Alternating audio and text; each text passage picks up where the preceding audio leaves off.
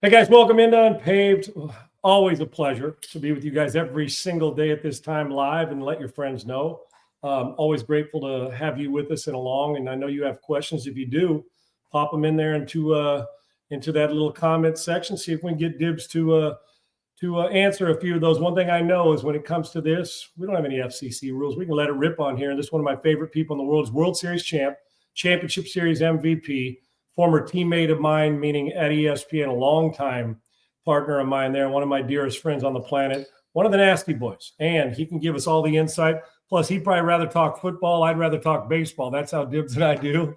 My man, Rob Dibble, joins us now. And by the way, you can also catch him on the Rob Dibble Show at 97.9 FSR at iHeartRadio app. So he's an iHeart team member too. Dibs, what's up, brother? How you doing? I know you still got some eligibility left, my man. How are we? What's up, Sean? How you doing, brother? I'm doing really, really good. It's good to have you on, my man.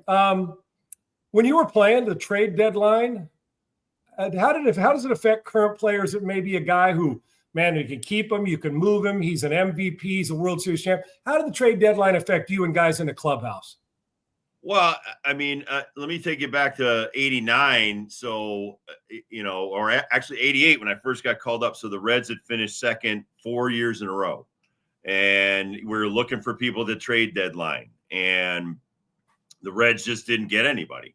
And at the time, Murray Cook was the general manager. So it was very disappointing. I mean, we were really close. And, back then, if you won your division, you went right to the NLCS, then you went to the World Series. So it was a little bit different than the playoff format today. So the Giants got Rick Russell from the Pirates. And Big Daddy, right? They went Big on, Daddy. Yeah. And then the next year, they're in the World Series. And in 89, I mean, that's the whole Pete Rose thing and all that stuff. And we finished fifth. So we got lucky because, Marge shot, as much as everybody hated her, she cleaned house. She got rid of Murray Cook after 88 and 89 and brought in Bob Quinn from the Yankees and then got Lou Piniella from the Yankees and then started making a bunch of moves where they traded Randy Myers for John Franco and did a bunch of stuff in the offseason. But, shaking up the front office, getting the way to new blood and new players was huge. And so we traded for Danny Jackson, Jose Rio, Hal Morris. I mean, we totally revamped our team. And then 90, we won a world championship. So, it is huge at the trade deadline to not just for this year, make moves for the future. And I think the Giants made some great moves back then. The Dodgers would do great things and we would do great things. And so that's why the Giants, the Dodgers, and the Reds back in the early 90s were very competitive in the National League. It's not by chance, right, Dibs? You think about it No. I'm thinking through this trade deadline, which we'll get to in your winners and losers, because I know you have strong opinions on that. But maybe from my vantage point, Dibs, and my affinity and love for baseball, I've had millions of conversations just like you do about football.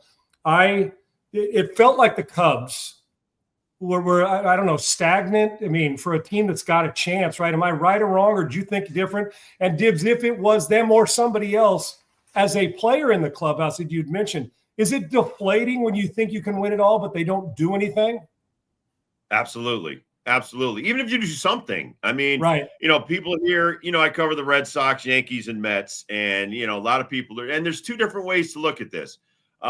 Red Sox didn't need a whole lot of offense. You just got Alex Bregman back. Story starting to heat up. Now Duran didn't get traded. I mean, the Phillies probably didn't want to give too much of their future up. So, you have, Jaron Duran, you're going to have your future in your outfield. Rafaela, Abreu, they've got other guys coming up from the minor league. So I'm not necessarily saying trade away your future to get stuff, but if you can get guys, they got Dustin May.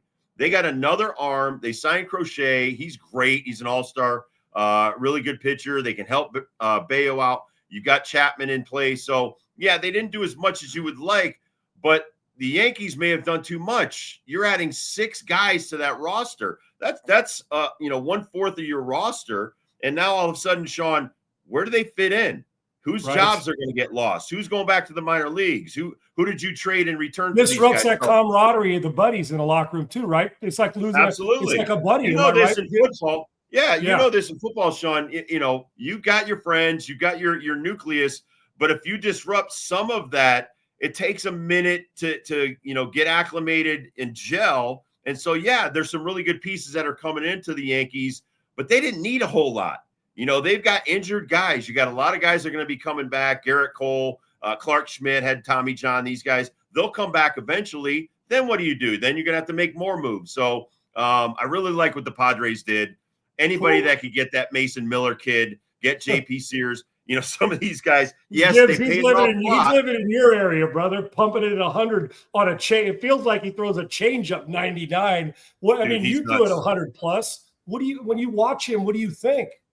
I think that's today's closers, starters, everybody, because as a starter, you only have to go 18 outs, 21 outs now. And then you got 3-4 guys in your bullpen. You got 8 guys in the bullpen, Sean. When I played, there was 5. Right. And 3 were closers and 2 were starters that couldn't cut the mustard. So they were in the bullpen and they could spot start. And I mean, listen, we had Tim Leon and Tim Burtis. Burtis we traded for from the A's with Jose Rijo. That guy could start on any team. But on ours, because he threw in the high 80s, low 90s, had a great curveball, they decided, hey, we're going to put him in there for long relief and a bridge to me, Norman, Randy. So, if you look at today's guys, are they getting enough work? Are some of these guys getting overworked? Are some of the starters not good? You see it every game. A guy will come in, get 3 outs, and throw 10 pitches, and they have a script, and they'll put in another guy, and then the game gets blown out of hand, and you lose, and everybody's like, well, why'd you take that guy out? Because their analytics people try to script baseball. You can't script baseball. You can't have from the 6th inning on A, B, and C and think that that's going to keep working, because all of a sudden now there's 5 other guys that aren't getting enough work, and now they're starting to get a little bit agitated. They're either having to throw before or after the game, so that means they're not as sharp as you would like. So, today's pitchers have their own problems, but everybody's geared for throwing as hard as they can, as long as they can, trying to get max velocity. I coach 16U travel, and everybody on my team has to pitch. I got 13 guys. Everybody's got to pitch because, like, this last week in Delaware, we played 5 games in 3 days.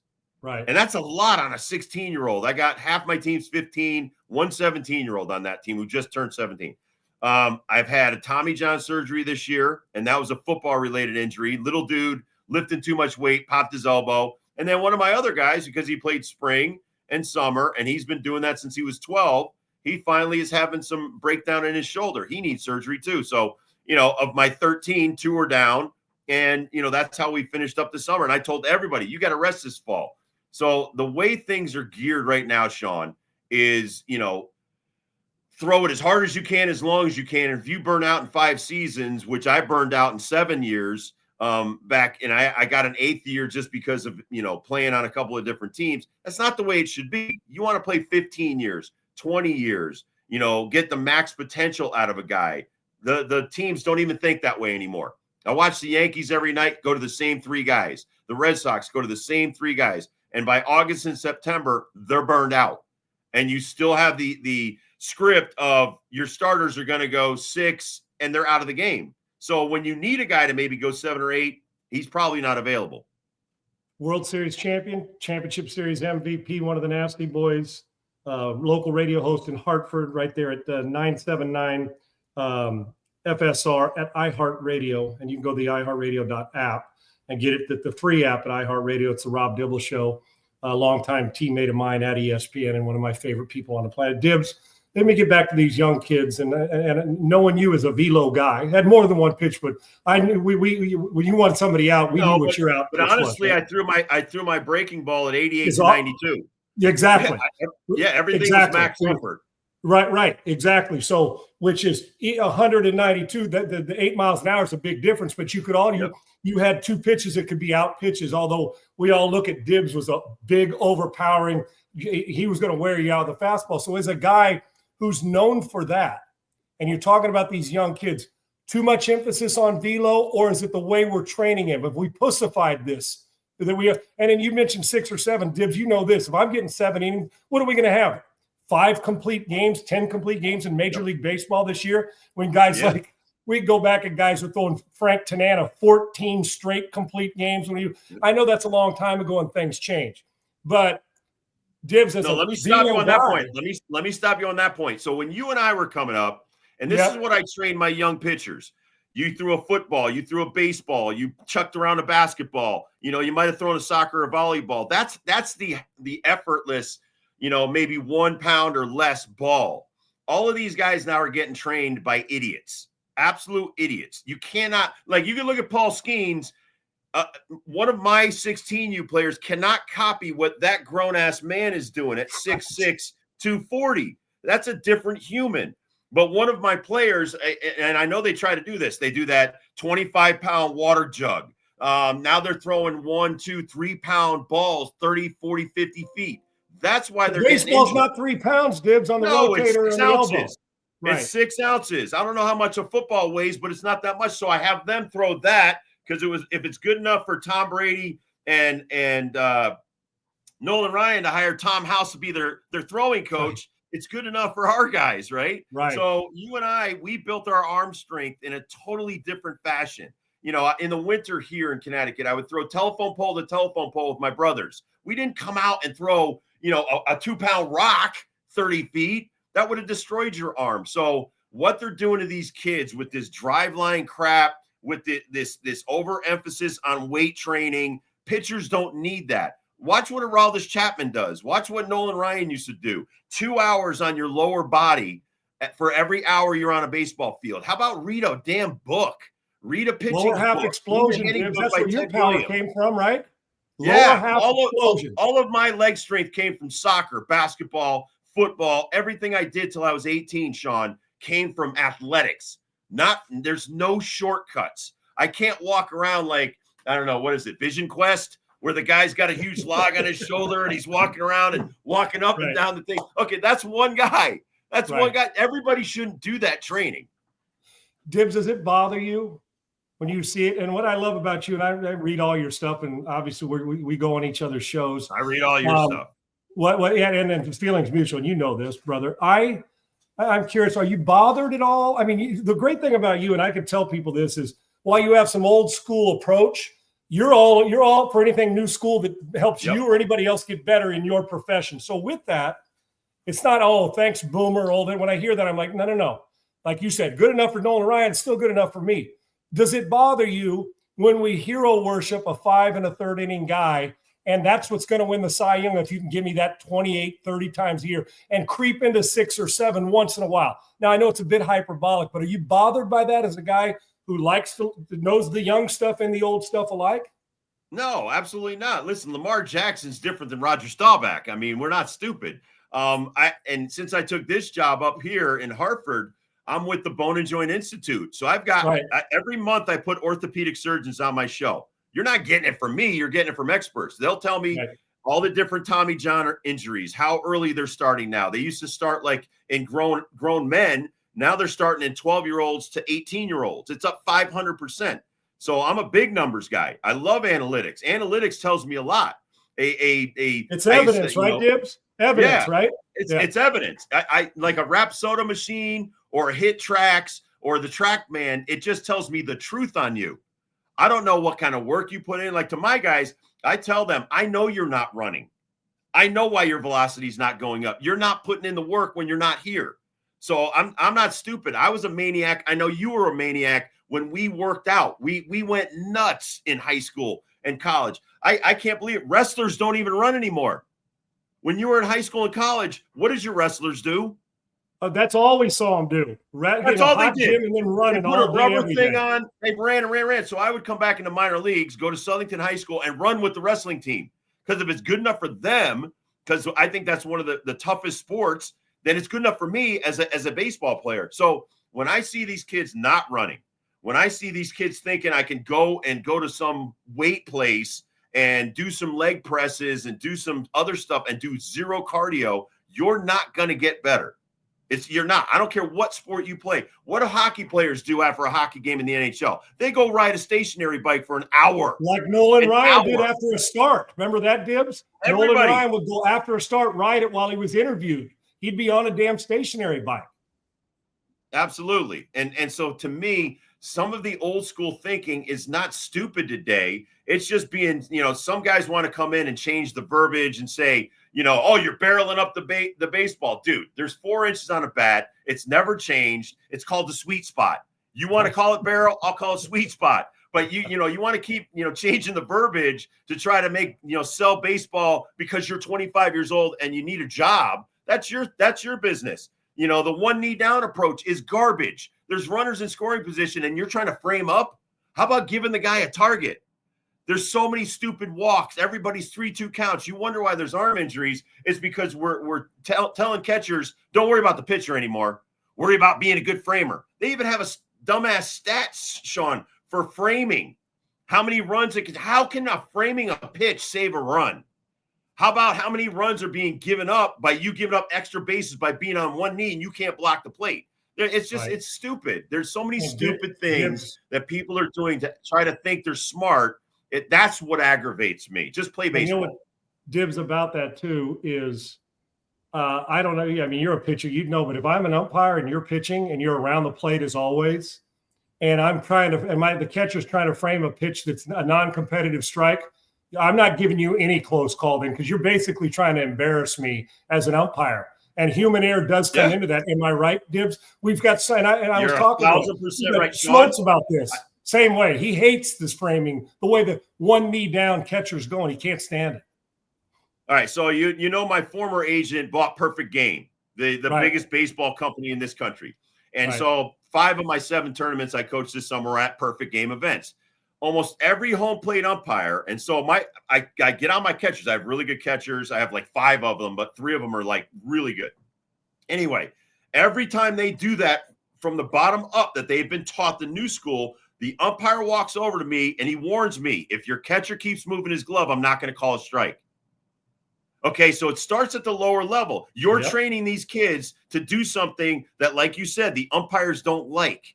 And so when you're doing that and you're moving the glove around, so I'll give you a quick, you know this as well as I do. So you're framing as a catcher in my day, you roll the glove on the outside part or you roll the glove like this. I was watching a game like that last night and the runner's stealing third and the catcher's pushed the glove away because he's coming from the ground up. So he pushed the ball away. It was a pass ball and Jazz Chisholm almost scored from second. So that's, it's common sense stuff, Sean, that we're talking about. It's like, go back to receiving. You're a receiver. Could you imagine, NFL receivers, every ball I'm just going to put one hand behind my back because some idiot told me to and try to catch with one hand all day? There'd be fist fights on the sidelines over that. Yeah. That's right. You're going to be out of time. The Mets sent Alvarez to the minor leagues. You know why? Because he does that one knee crap when there's runners on base and he can't block. He can't shift his weight either way. So there, a little bit of truth, yes. Some of those frame jobs are great. You trick the umpire every now and then. But 9 out of 10 times, the umpire is pretty damn good back there. He knows exactly what you're trying to do. Dibs, if one of your kids or you watching kids, I love energy. I know you do too. You play with that energy that comes from like Venezuelans and Puerto. I mean, we know that there's a different culture, and I love it. I do. But I also think there's a time and a place. And I know we're very impressionable as young athletes. You and I all had our heroes and who we loved watching play, whether it was me watching Pete Rose or whoever we loved growing up. Do you coach them? So you're the guy I need to ask. One of your 15 or 16-year-olds, middle of the 3rd inning, hits a bomb, bat flips to the point where it's blatant. Is it allowed on your team? And what are you telling them? Because I know you love energy too, brother. You played with energy. So tell me what you teach them and tell me about it. My teams never play like that. My teams never play they play with confidence. They're not conceited. So I tell them too, right, Dibs? And see, listen, I listen to the best coaches because I have the UConn is our flagship station here. We're the flagship station to UConn. So I listen to Hurley, I listen to Gino, I listen to Jim Penders and all these guys, and they're the best on the planet. And I tell them exactly what I'm going to say. I basically borrowed this from Gino Auriemma. I didn't bring you here to be good. I brought you here to be great. You have to expect greatness out of yourself. So if you're going to act like a fool, then we're going to get our guys hurt. People are going to start hitting us. And as me, when I go backward, I didn't hit you for flipping the bat. I hit the next guy because then that guy's going to come back and go and police this and go, Sean, stop flipping your bat because I just took 98 in the ribs because you're a jerk. So they don't police it at the big league level. So that's why it's trickled down. So you saw the case, I think it was New Jersey, kid bat flipped the bat on a game-winning home run, goes to court. And the court says, yeah, you're right. You get to play the next game. Baseball karma, that team got run ruled right out of the tournament. Yeah, so can you imagine suing somebody, my pop suing somebody because you sit your ass down and learn the rules, man. Yep. Absolutely. And listen, so we were playing a team, we're beating them badly. We're about to run rule them the other day. But my guys, they were overreacting to being hit. And I'm like, guys, and I stopped and I walked back to the dugout because one of my former players came back to coach. So I let him coach third and I'm coaching first. I walk over to the dugout and I go, guys, stop throwing your bats. Because they would get drilled in the back and then throw their bat against the dugout. The ump warned them twice. The next time was going to get ejected. Now, if you get ejected in a tournament, you can't play the next day, which we were in the championship round the next day, and I'd lose a player. So since we're already down 2 players, I'm down to 11. I go, stop. Think about what you're doing.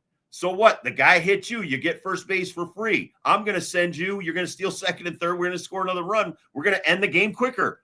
You got to use your head. So, again, bat flipping, throwing your bat, throwing your equipment is not tolerated on my team because I want them to grow up the right way. Because at all these tournaments, Sean, let's just say, and I know you're training college quarterbacks and you do an amazing job. You're at some kind of showcase or even during a game, and that quarterback reacts like a total tool. And what is that pro scout going to think? I don't want this guy. Yeah. I'm not going to coach that guy. And so, when you listen to all these college scouts and even Gino when he's recruiting or Dan Hurley when he's recruiting, we already know you're good. We come to the game. We know we want to see how you interact with your team, how you treat your parents. Are you a respectful kid? You're not going to make our team. We already know you're good. You're good enough to make any college D1 team. But if you're a total jerk, we don't want you. We don't have time for that. So I'm trying to instill that in my kids. And just because I acted a certain way in the big leagues 35 years ago, don't judge how I teach now. I'm not teaching you to play like me because you couldn't play like me. Right. You couldn't do what I did. Perfect point. You are 100% correct. Rob Dibble, World Series champion, joins us here, and one of the nasty boys on the Unpaved on Rumble. Dibs, you're in the bullpen playing against a rival good team when you're playing. You mentioned bat flipping, but you're sitting there and you're seeing the competitive. You know how that goes. A little chatter going on throughout. It's a competitive game, pushing within 2 or 3 games of the division, battling against somebody like the Dodgers or somebody that you love playing against. What is the best? They're calling on you to close it. But let's just say that maybe it's not in a closer situation, but you need work because you haven't closed it if you haven't got your work in, right? I guess what I'm trying to paint is what was the best way? You mentioned bat flip, but was there a better way for a player to get hit by you? What was the one way when you came out and said, this dude's getting plucked? Was it early in the game they hit your star? Which was it that got you the most irate, said, this prick's getting hit? Well, I mean, Sean, to me, and, you could go to baseballreference.com to check it out. I faced 2,000 hitters in my career. I hit 12. Right. Most of the time, I knew how to scare the crap out of you, and that's usually throw it right at your ear hole. The easiest way to get out of the way is to go back. So I didn't necessarily want to hurt you or hit you. Right? Yeah, the neck flip. So, getting you to look up at the stars was the best medicine for me. I was too vain. I'm not putting you on first base. I don't want that run coming around to score and hurt my team. So I did it in different ways. But when I had to hit somebody or I was told to hit somebody, I did it. I did my job. I was told to do it. And then you also had Norm, who was crazy Texan. Norm Charlton. Oh, yeah. And Randy Myers. If you want to get into a beanball war, we will hit you. But we had guys like Danny Jackson, who was an absolute animal, one of my best teammates, best friends, great guy. Jose Rijo, even Browning. So he gave up 3 home runs to Glenn Davis from the Astros in one game. Now, Browning didn't throw harder than 85, but to prove his point, he drills him in the ribs the 4th time. I'm not going to stand here and throw BP. So when you had to make a statement, you made it. And it basically, if they came back, it was over. It wasn't personal. When you and I played, there wasn't a lot of personal vendettas. No, it was professional. You just knew it was business. Right. That's right. It was business. So if you tried to hurt my second baseman, yes, I will drill you for that. If you tried to take out my catcher in a bad way, I will hit you for that. Here's my biggest pet peeve of today. Giving signals from second base should get you hit. And so that they don't do that. And then when it's happening to them, then they cry about it. Listen, you could police it very easily. Here's what I did. So we're playing the Pirates one time. The guy on third keeps dancing down third. He keeps dancing down third. And I just walked towards him and I said under my breath, I said, you're going to get someone hurt. Keep that up. I will hit the next guy. And he stopped doing it because he knew it was irritating me. So I just think I want 100 to my rib cage. Hell no. Oh, yeah. And so the best method, I think, sometimes is to talk about it with the guys that are upsetting you. Like, listen, dude, I saw what you were doing from second base last night. I'm not going to do it. I'll give you an example. So I threw up and in on Willie Randolph one time against the Dodgers. The next day, now the message was received loud and clear. Eddie Murray comes to our stretching thing, and he asked to talk to me. We walk behind the batting cage alone. He tells me he wasn't happy about that. He said, you could hurt someone's career. You throw too hard to throw near someone's head. And I explained why I did it, because Willie Randolph on a 2-0 pitch was doing that little league bunt thing, right? And I said, listen, man, I don't show people up. I don't expect to be showing up. Every now and then I'm sure I irritate people. I would just appreciate you understanding. I don't go for that. And I said, I could have hit him. I said, I've got the command to drill him. I didn't. I said, I knocked him off the plate, and then I got back in the count and got him out. So I think that Eddie was respectful enough to say, hey, you know what? I'll talk to Willie about that. I appreciate you being honest with me, he said, but just don't ever do it again. That's fair, right? Hey, Eddie, fair's fair. That's fair. I love Eddie Murray. I'm not going to fight Eddie Murray. He's going to kick the crap out of me. So I'm like, message received loud and clear. Now, my teammates didn't like that Eddie came over there, but I explained to him, I was totally cool with it. So that's saving somebody from getting hurt either way. Yeah, I love it. Dibs, you're at the you're on the hill, and I know you didn't back down from shit, but who didn't you want to see? It's from Philibird77. He's one of our great viewers and listeners and comments here. Well, who didn't you want to see? They're strolling to the plate at your time, and the guys say, "Oh, this is a tough out. This is brutal." Who is it? Well, I'll tell you what, Eddie Murray. Eddie Murray had my number. Yep. I would say a lot of the contact guys. So like Tony Gwynn was 5 for 18 against me, but I did strike him out 5 times. So I mean, which is probably 4 more than most of the world did. Right. So you think about, but listen, all of them, Sean, they were all great. That's like saying, what linebacker didn't you want to freaking knock your lights out? I mean, every one of them could. That's right. They all hurt. But like, listen, I had Will Clark on my show the other day. Canseco got me in the minor leagues. All of these guys were insanely talented. But I would say the guy I didn't want to see the most walking up with a game on the line was Barry Bonds. The guy choked up, had a short, quick to the ball. I think he hit 2 game-winning home runs off of me. He didn't try to do too much. He was actually just trying to make good contact. So I would say Barry Bonds. And I had good success against him, but he had good success against me. So I think Barry, that whole lineup, remember, everybody had like 2, 3, 4, 5, 6 insane guys. And I'll give you like the Giants lineup that I had to face all that. You had Robbie Thompson, then it would be Will Clark, then it would be Kevin Mitchell, then it would be third baseman Matt Williams. So imagine having to try to go through that middle of the lineup. The Yankees had like Gary Carter, Keith Hernandez, Darryl Strawberry at one time, Kevin Mitchell, Lenny Dykstra's leading off. I mean, all of these teams were ridiculously talented. So to say there wasn't any one particular guy, no, there's like one particular team you didn't want to face all the time. So, yeah, I mean, another guy that always had my number, Dave Justice, was awesome. Tommy Gregg from the Braves beat me. He loved my slider for some reason. Not a lot of guys liked it down on that back foot. He loved it down on his back foot. So, yeah, there's a bunch of guys that had my number, but it's just, I would say another guy that people probably wouldn't think of is Marquise Grissom. Oh, yeah. 5 for 10 off of me. Dude was a monster. And real calm. I hated calm. I like guys that get up there a little agitated, didn't really like me, and they're moving around. I'm like, yeah, I'm kind of in that guy's head. But you get a guy like Marquise Grissom standing up there like, I'm going to take your lunch from you right now. Yeah, when you mentioned Bonds, man, when he was when he was right, you mean his whole career. If you missed by on the plate, as you well know, that ball was hammered. If you missed off it, he'd take first base. And that goes back to that patient, simple approach, right? Well, and that was the thing, like you said, like, playing the Cardinals, I hated them, like, because if Vince Coleman got on or Ozzie Smith got on or Kendo got on, then you got like Pedro Guerrero, Jack Clark, guys like that are coming up after them. So they're stealing off me because I had a high leg kick. So I didn't want anybody with speed getting on base. So if it was Bonds or Marquise Grissom or any of those kind of guys, Vince Coleman, Brett Butler, Willie those McGee. guys were, yeah. Willie McGee was part of that Willie group McGee, too, right? that whole stinking Cardinals lineup, Van Slyke, all of those guys were insane. And our whole thing was, so now I kind of had like a phobia where the dugout's going throw over. So I hated this signal of throw over for some reason. As soon as Joe Oliver, Jeff Reed, Bo Diaz would give me that, I'd almost balk. I'd step up, be like, damn it, I don't want to throw over, because I don't want to throw it down the right field line. So I have a phobia. Now I get back in the rubber and they'll give me a fastball or a breaking ball or something like that. And then I throw over.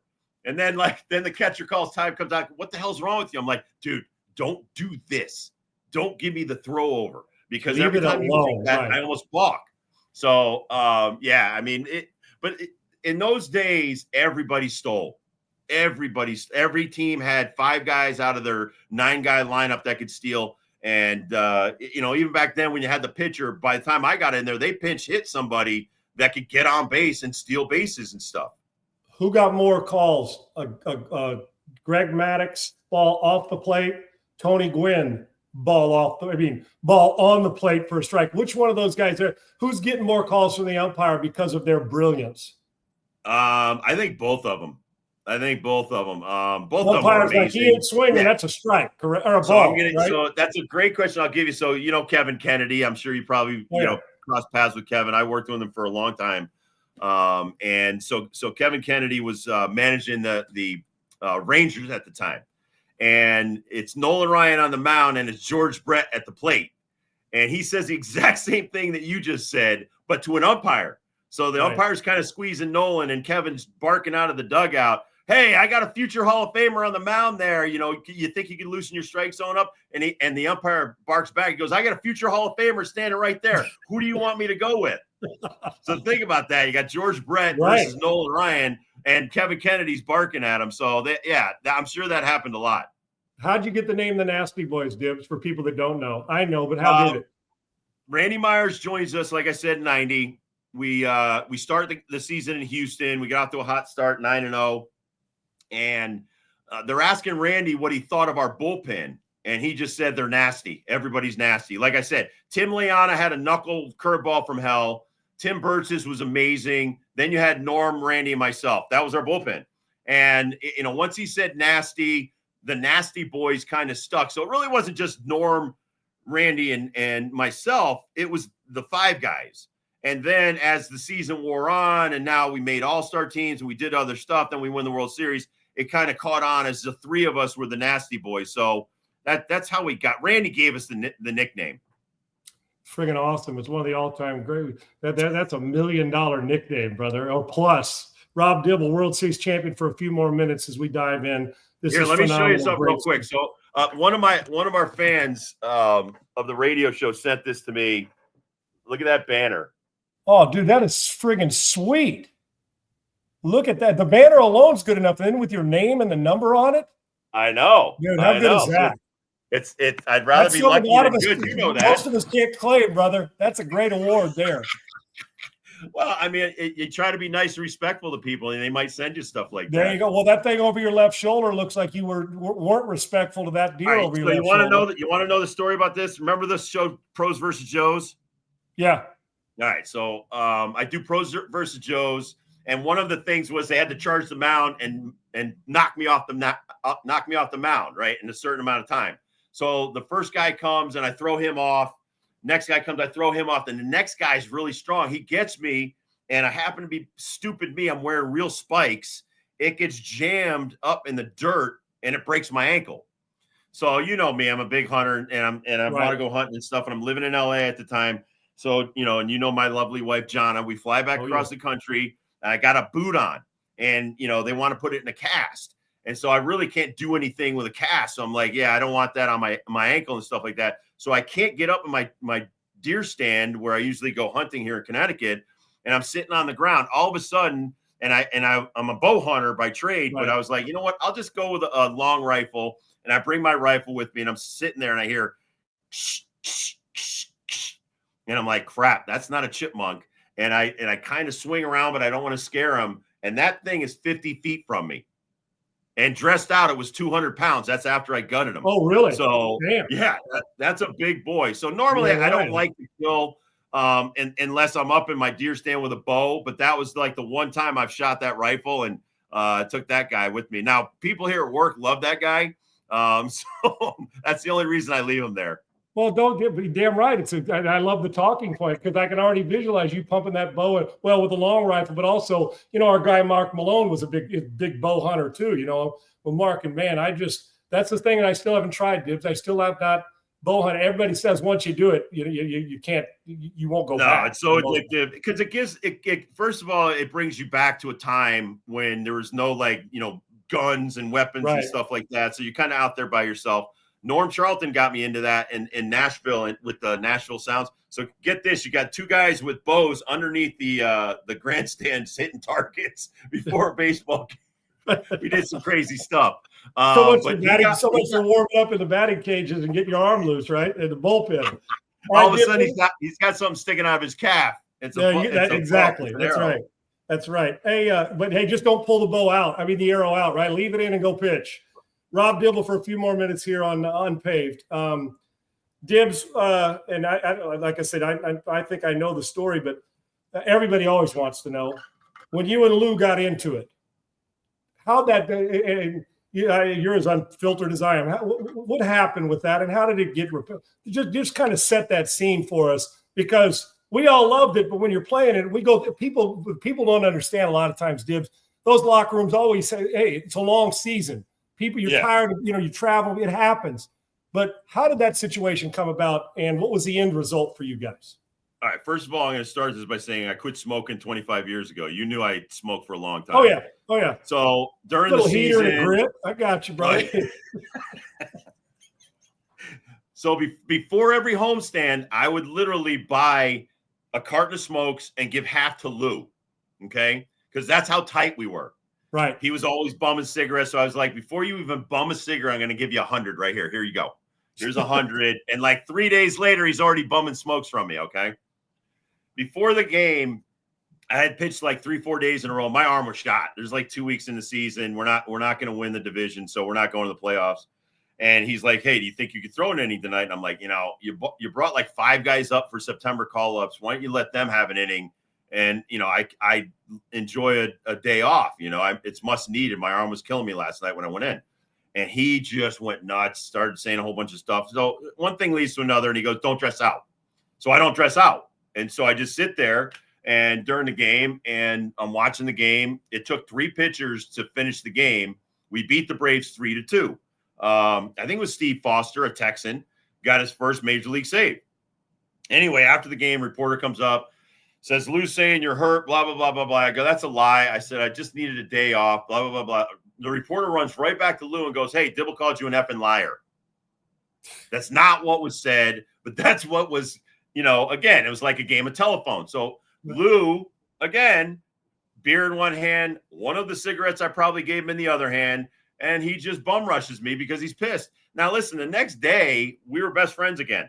I get the save in that game. It's supposed to be, Gibbs, right? That's right, because, listen, Lou hated to lose more than he liked to win. I hated to lose more than I love winning. So we were very similar, and I had nothing but respect for him. And for anybody who doesn't believe it, read the book that Lou put out a couple years ago. He mentions me and says great things about me, and I couldn't love him enough. But that's one snippet of time that's caught on film. But like I said, you've been in locker rooms a lot of time. I was in locker rooms like there's a fight a day in almost every locker room. If they only knew what went on in there. Oh yeah, music, talking about my girlfriend, all this kind of stuff, but it never gets out there, and that was just like you got to see behind the curtain that one thing. But listen, Lou and I are the best of friends. He's been battling all kinds of health issues. One of the greatest guys. I'll give you a quick story about Lou. Before every game, he talked to every player. He'd walk around batting practice and talk to every guy. And when I was having marital problems during the season, and eventually led to me getting divorced, he would say, listen, you go home, you take care of business and come back in the 5th inning. What other coach is going to let you do that? Nobody. But Lou knew if my head was somewhere else, I couldn't be me. And Right. that to me was a great person, a great man. He respected me, and he understood that there was personal issues with everybody. So he was trying to straighten out your life, make sure that you were right to help the team win. So I love Lou. Lou's a great dude. I thought it was a cool moment. I tried not to hurt him. It was one of those things. There you go. That's exactly. Yeah, you see, you spared him. I love it. Dibs, you are. Well, what happened was once he tried to grab me, I had him in a chokehold, and right. I'm a pretty big boy, so I had him in a chokehold, and I hit him a couple of times, and I was like, oh, I better not hit him. He's my boss. That's the blue collar in me. That's thinking about the wall too, brother. And then I'm just like, calm down, dude. It'll be okay. Calm down. I love it. Great stuff. A couple more for Rob Dibble. We'll let him get out of here. He's got his own show to deal with and stuff. And Dibs, you mentioned Jono, who's one of the great people. You're a phenomenal family man and great kids. Now, you're not allowed to say World Series champion, and this is not in your broadcast career or when you were a youth. This is as a Major League Baseball player. Both of these questions. The first one is proudest moment, and it can't be the World Series win. Proudest moment was the All-Star games, the 2 All-Star games. Looking back at it, because the rosters were 25 each, and the first one I played in, there were 21 future Hall of Famers out of the 50 players. Man. So to be standing on that line and then, 35 years later, look at how many guys are in the Hall of Fame, and we just lost another one. Ryan Sandberg was on my team. That besides the World Series, which again, you're expected to do that. You get this. You're supposed to win Super Bowls. You're supposed to win World Championships. You're not expected to be an all-star and get picked to be an all-star. And when I was picked, I was a setup guy. Randy was the closer. I think I had like 7 saves, and Roger Craig and the president of the league back then would pick the pitchers and the pitching staff. And so to have Roger Craig from my division, the Giants, pick me to my first All-Star game, be there. I think my team had 10 future Hall of Famers on it out of 25, and to be one of those 25, that's probably the greatest honor I ever had. And Roger Craig, for those who don't know, one of the great pitching gurus and knew pitching as well as anybody did, as a pitching guy and a manager in baseball. Great call. All right, Dibs, now let's go the other way. Biggest regret as a Major League player? I have very few. Biggest regret, probably throwing at that guy running down the first baseline. That was cheap. That was Bush. I hate to say it, Dibs. I still smirk because that's my wife saying. I know how pissed he was that day. I know. Break the play down for us. So take us into the dugout or on the mound, man. All right. So for me, the way I pitched and the way I threw, I'm not in a fielding position. I didn't win 16 or 18 Gold Gloves like Greg Maddux. My ass is coming towards the plate. I'm falling down, all kinds of stuff. And the one way you could beat me is to bunt. Now, in that situation, I'm coming off a suspension. I had just come off a 3-game suspension for fighting with Eric Yelding of the Astros. And again, I threw behind him. He charged the mound, and the rest is history. But so now, before I come in the game, this is the game Andre Dawson gets kicked out. So it's crazy. People is like, who would give fans baseballs? It was like they gave 35,000 people baseballs when they got to the field. They throw them onto the field. Right. So as I'm warming up to come in the game, because we're losing 7-3 at the time, Lou wanted to get me some work. I'm like, all right, so I'm warming up. Now I'm standing out there for like 20 minutes and stuff like that. Go in the game, first guy, bam, hits a double. I'm like, damn it. I'm like, I don't have my best stuff. I'm coming off a suspension. Throw a breaking ball in the dirt. Guy goes to third. Totally didn't expect DeCenzo, who I knew was 5 for 5 off of me lifetime, is going to drop down a perfect bunt. He does. I know this guy's scoring.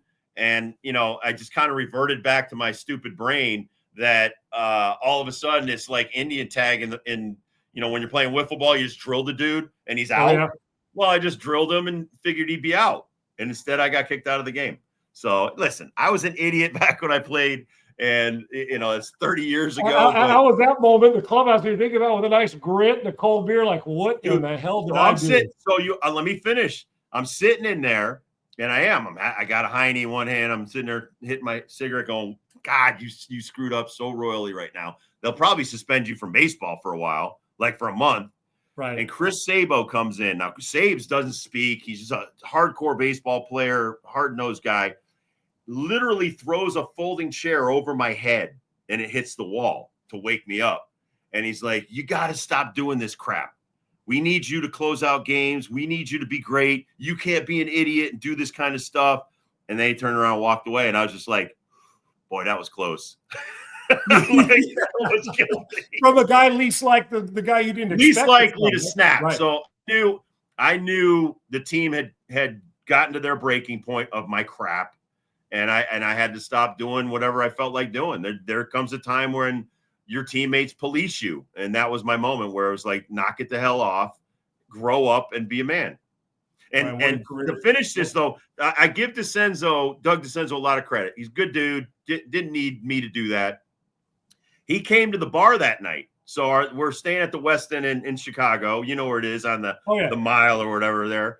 And he Miracle Mile. Yeah. Yeah, Miracle Mile. I'm surrounded by 20 teammates. This guy walks right up to me and wants to fight. And I even told him, I said, listen, I effed up. I respect that you're here. And now of course Norm gets up and Randy and everybody, they're like gathering around and stuff like that. I'm like, dude, let me buy you a drink. I said, you don't need any protection, mind you. I know how big you are, but it's called being a good teammate. So what went on when he came over? He challenged you. We bought him a drink. Yeah, we bought him a drink. I apologized. I told him I respected him for showing up. I said I effed up, and I was shamed. I shamed myself. I'm kind of like that. Your story. I got to have you on like every day so I could get all these stories that I miss from our time in person. All right, real quick on this trade deadline and the rest of the season so I can get you out of here. I know you got stuff to. You mentioned the Padres. They had a big trade deadline. I thought the Astros and Dana Brown did too. You mentioned the Red Sox getting Dustin May. We can go hell. The Tigers go get Paddock. The Yankees did Charlie great. Morton. Hell, there's some elevation in a lot of places, but. Here in Houston, and they're in first place, 4.5 games. Okay, when I say Carlos Correa right now, what do you respond to? Well, first of all, great glove. Defense is so not a priority in the major leagues. I'm just, where are you going to put Pena? Or do you put Correa at third? That's the plan second? Right now, Gibbs. They're planning on putting Correa at third. Hopefully they think Pena may be back tonight in Fenway, right? That Pena. So the plan I know here, just so you get an idea that Correa can go play shortstop anytime, is to keep Pena at short and use Correa at third base, which he, unlike Devers, didn't want to do to move right before Boston moved him. Correa has said he'd be glad to play third base, and I think that's their plan going in. That would be huge. I mean, you miss Bregman. Bregman's been great for the Red Sox. Right. You listen, it worked with A-Rod when he moved to third, when Cal Ripken Jr. moved to third. These guys, shortstops, can play anywhere on the field. And Devers was a one-off. Most guys would love to just go play first or whatever and be in the game. And so many guys have moved over. Look at Machado with the Padres. Right. Machado could have been a real jerk and said, no, you paid me $300 million. I'm gonna play. No, he moved right over to third. He's an all-star at third. So most guys get it.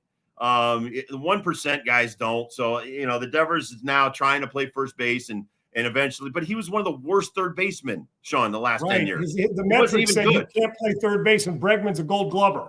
Get out of there and go help your team, right? That's right. And he could have played first. He could have played second. He could have played right. It doesn't matter. It's like, whatever you want, I'll do it. That's why I like Jazz Chisholm. I know he rubs people the wrong way. First thing out of his mouth when he became a Yankee, wherever they want to put me, I'll play. Right. He's played great at third. He's played great at second. I think if you played him in the outfield, he'd be great. So that you have to be unselfish to win. And the guys that want to win championships get that. I like Correa. I think he's a hell of a player. Good leader too, right, Gibbs? He's not afraid to stand out in front and lead too, correct? That's one of his big things. And you go from worst to first, it's a great thing. A lot of these guys that came from the A's are going to first. A lot of these guys going from the Orioles somewhere are going to first place. So you got to be pumped if you got traded in the last couple of days and you're going to a great situation. I promise these are my last two questions. One is, if I'm a betting man, and you reserve the right to change your mind in the next month depending on injuries. But as we sit today, knowing trade deadline, like for instance, Jordan's coming back, the Dodgers pitching staff going to start to get healthy, adding what the Padres added, including some bats as well. Then Toronto adding Shane Bieber, right? So there's some things going on. So Dibs, if I said, Dibs, I need your insight, I'm going to make a bet of who's in the World Series and who wins it. Right now, for your money, what would you advise me on? I would still say the Dodgers and the Yankees. I mean, Phillies look great, Blue Jays look great, but you're only good when you're in the playoffs, in the postseason, and there's so many more rounds to get knocked off. So I would, not that it's just the easy take to say Yankees and Dodgers, but listen, they've spent a boatload of money bringing in guys. Bellinger's been excellent. Goldschmidt's been excellent. And the other guys that they just brought in, they got to carry their weight. If they don't, they'll fade quickly. The rotation, Rodon, guys like that, they've got to do why you were brought in here. You pay a lot of money, Sean, for the postseason. These big name guys that were paid, $300 million, $250 million as pitchers. Max Fried's had a couple of bad outings his last outing. That's the guy. I don't need you to be good in August, first half of September. I need you the end of September in meaningful games in October to win me a championship. So I say the same thing about the Dodgers. Mookie Betts is having an off year. Mookie, you got to pick it up a little bit, bro. Stuff like that. Those guys, it's not about how much you're making. It's about when you need to earn it. And earning that money like a quarterback, like the best quarterbacks, like a Josh Allen. Josh Allen has to be great in the postseason. Burrow has to be great in the postseason. If they don't, you don't win championships. So right now I would say Yankees and Dodgers. But, dude, there's 10 other teams that could easily step in and knock a team off in the first couple rounds of the AL and the NL. Dibs, it feels to me like, there's a lot of bandwidth that the 8th team in the American League or the 6th team in the American League can win. I think the National League's better top heavy, but like, hell, if you tell me who the 6th team in American League is, I think they can win, that they can actually go through, especially if you get in a quick series, the 1 and 2, which give Houston a chance because of Fromber and Hunter Brown. And the Tigers, you got the Tigers. I had forgotten how good the Tigers have been this year. The Mets, Soto's got to come back and continue to get better and better and better, but everybody else has to carry the weight. Alvarez just came back, like I said, from the minor leagues. All these guys have to actually play well. We won a championship, and I know we made over 100 errors that year, but we played great in the postseason when we had to. Thank God we didn't have to go 4 rounds. But beating the Pirates was basically our World Series. Beating the A's was a lot easier because they didn't match up well with us, but the Pirates took us to 6 games. So if that happens to some of these teams, you could get your butt whipped. Like I said, your Astros are fantastic. You got great pitching. I like what Pena did the other night with Valdez coming in and being like, dude, you're better than this. You need your shortstop, you need your team leaders to step up when it comes to the postseason. So that's where the money is. That's why you pay a lot of these guys. And hey, don't forget the Cubs and the Brewers. The Brewers just find a way to win. I don't know how they do it. And their arms are stupid, Dibs. They got guys who all look like you and can pump it up there 100. You throw 98 and you're a low velo guy in that rotation. Absolutely. Hey, they got a lot of guys. Hey, don't count out the Giants. I thought the Giants did well as well in the trade deadline. Agreed. I'll end with this. The last question, Dibs, as I said, you go into the movie theater, and from the time you've been watching and playing baseball, Little League to now, and you and I are sitting there, we got popcorn and soda or beer, whatever it is we're drinking, or a flask of whiskey, and we're watching a movie. What's the best baseball movie? What movie are we watching and why? Almost every one of my baseball camps I've ever done, Sean, is Sandlot. Love it. Just watched it about a week and a half ago here. It was like on TNT. It's a legendary movie. Benchwarmers was pretty good because I got snubbed for Best Supporting Actor in a comedy role. But so is that your favorite baseball movie, Dibs? I got a lot of them. I would say The Natural with Robert Redford's really cool because you and I have both met some seedy women on trains and stuff. So you think I could have seen me getting shot back in my day. twice. Okay. What do you mean shot? Shot and buried alive. And somebody would go to me and say, hey, grab that shovel. Don't tell anybody where you're going and get in the back of the car. Yeah, you're exactly right, brother. Hey, that's my favorite line in the movie Clueless when the dad goes, hey, I got a 45 and the shovel in my trunk and nobody would miss you. Yeah, and there's the hint. There you go.